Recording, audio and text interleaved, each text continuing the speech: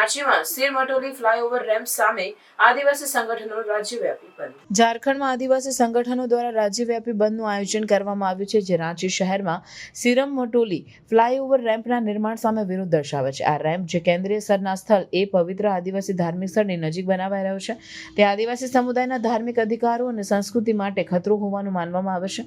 આ વિરોધને આદિવાસી બચાવો મોરચા અને સિરમટોલી કેન્દ્રીય સરના સ્થળ બચાવો મોરચા સહિતના વિવિધ સંગઠનો અને રાજકીય પક્ષોનું સમર્થન મળ્યું છે।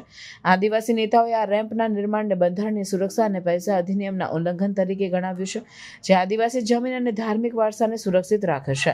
તેઓએ સરકાર પર આદિવાસી સંસ્કૃતિ, ભાષા અને ધાર્મિક સ્થળોની અવગણના કરવાનો આરોપ મૂક્યો છે। આ વિરોધ માત્ર સિરમટોલી સુધી સીમિત નથી, પરંતુ પેરાસારનાથથી પૈથોરિયા સુધીના વિસ્તારોમાં આદિવાસી અધિકારના ઉલ્લંઘન સામે પણ છે।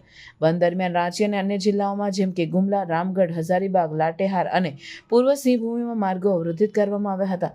પ્રદર્શનકારોએ ટાયર સળગાવ્યા અને મુખ્ય માર્ગો પર અવરોધ ઊભા કર્યા, જેના કારણે વાહન વ્યવહારમાં વિક્ષેપ થયો। જિલ્લા પ્રશાસને આંદોલનકારીઓને શાંતિપૂર્ણ રીતે વિરોધ કરવા અને સામાન્ય જનજીવનમાં વિક્ષેપ ન લાવવાની અપીલ કરી છે। આ રેમ્પનું નિર્માણ 2022માં શરૂ થયેલું 340 કરોડનો પ્રોજેક્ટ છે, જે 2.34 કિલોમીટર લાંબુ છે અને રેલવે લાઇન પર 132 મીટરનો વિભાગ સમાવેશ છે।